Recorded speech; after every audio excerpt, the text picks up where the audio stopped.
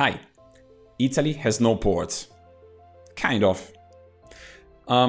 Today we think that, or we tend to think that just everything looks digital, but indeed the global trade it's still carried out over the ocean, so using a lot of the ocean shipping, and this accounts for 90% of the traded goods.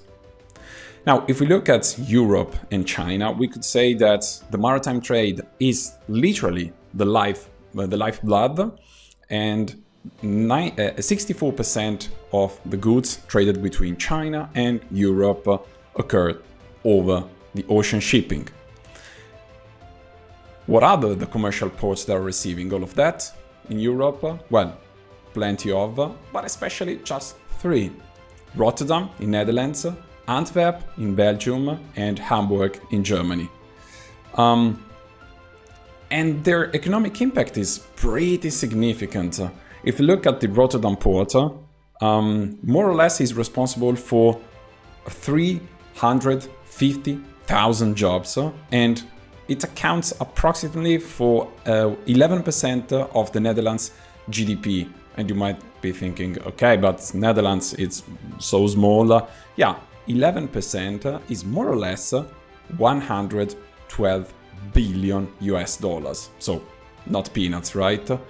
And then I had the possibility to watch this documentary on the about the Hamburg commercial port in Germany, and it's kind of funny, right?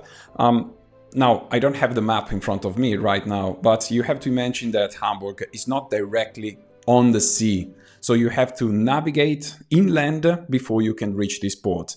And when it comes to this procedure, there is the pilot that has to be transported over the helicopter when the ship, the container ship, is still 4 hours out of the port in Hamburg. Because every single port, provides a pilot.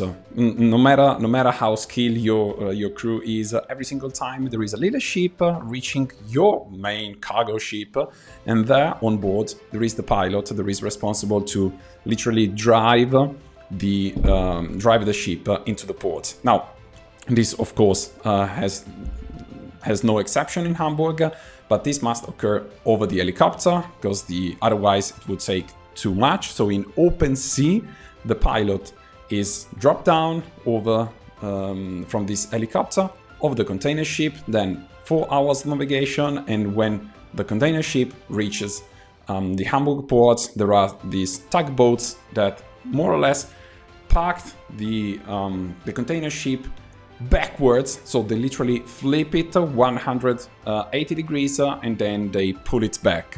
So not an easy operation, right?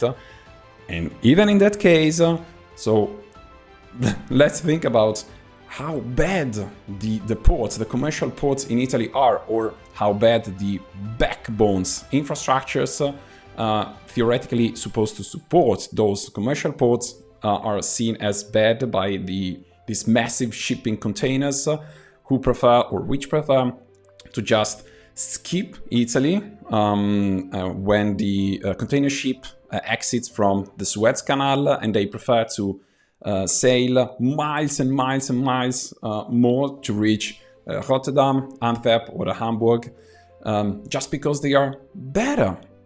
So Italy should really stop thinking about the commercial ports, not because Italy has any chance to catch up with those massive infrastructures, Rotterdam, Antwerp or Antwerp, but it's just because we might want to say something. We might want to take just a little piece of this cake. I mean, it's worth it. It's worth it. So, thanks for watching. I hope that you enjoyed this video. See you next time. Take care. Bye.